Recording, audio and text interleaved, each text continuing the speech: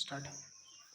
चलिए अब लोग बात करते हैं डिफरेंशिएशन का। ठीक है, तो डिफरेंशिएशन के कुछ जो बेसिक फॉर्मूला है उसके बारे में जानेंगे। ठीक है, dxn by dx का होता है nx to the power n minus 1, dy dx sin x का होता है cos x, dy dx cos x का होता है minus sin x, dy dx tan x का होता है sec square x, dy dx cot x का होता है minus cosec square x, dy dx sec x का होता है minus sec x into tan x, dy dx cosec x का होता है minus cosec x into cot x।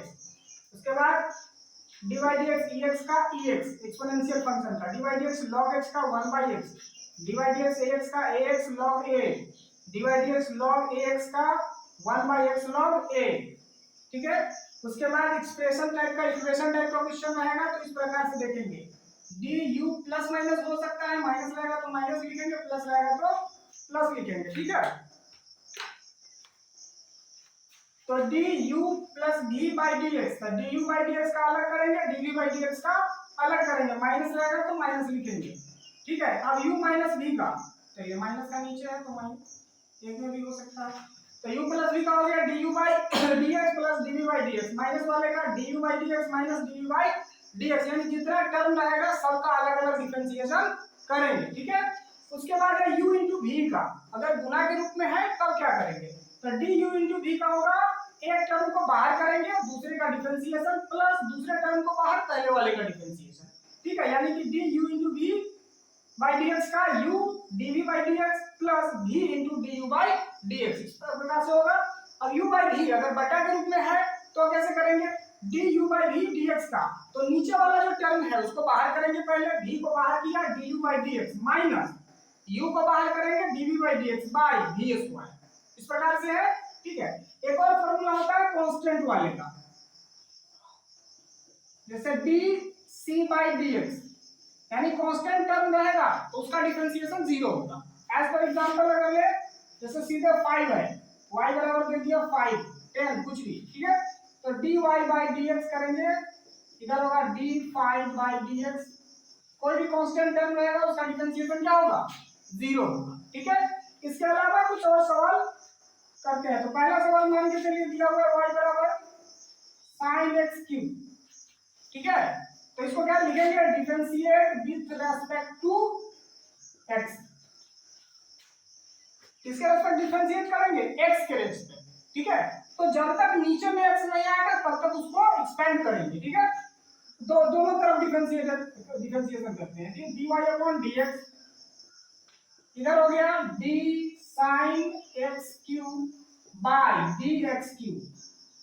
पहला स्टेप में साइन वाला फॉर्मूला लगाएंगे, d sin x by dx, तो x है तो x है, यहाँ पे x क्यू है तो x क्यू है, बट अब हमको नीचे लाना क्या है, x लाना है, क्योंकि हम किसके रेस्पेक्ट डिफरेंशिएट कर रहे हैं, x के रेस्पेक्ट। तो अब हम फिर से इसको लिखेंगे dx क्यू बाय dx। अब ये कंप्लीट हुआ, अब इसको लिखिए dy dx sin x का क्या होता है, cos x, तो cos x का cube into dy dx xn वाला फॉर्मूला देखिए क्या है, nx to the power n minus 1, तो लिखेंगे 3x के पावर 3 माइनस 1। ठीक है, तो हो जाएगा इसका 3x स्क्वायर, तो 3x स्क्वायर बाहर लिख सकते हैं, 3x square into cos x cube. ठीक है, ये हो गया। दूसरा सवाल ले सकते हैं, और कोई सवाल। अगला सवाल मान के चलिए y बराबर tan रूट x है। ठीक है, तो इसका differentiation dy upon dx equals to d tan root x by d root x into d root x। अब रूट x का मतलब क्या, रूट का मतलब क्या होता है, स्क्वायर रूट का मतलब पावर 1/2। ठीक है, तो x के पावर क्या लिखेंगे 1/2, dx के पावर 1/2 बाय dx। अब dy dx tan x का क्या फॉर्मूला है, देखिए यहाँ पर dy dx tan x का sec स्क्वायर x, तो यहाँ हो जाएगा sec square root x into, अब इसका dx के पावर 1/2 को जब तोड़ेंगे एक्सपेंड करेंगे तो 1/2 x के power 1 minus 1/2 nx to the power n minus 1। ठीक है,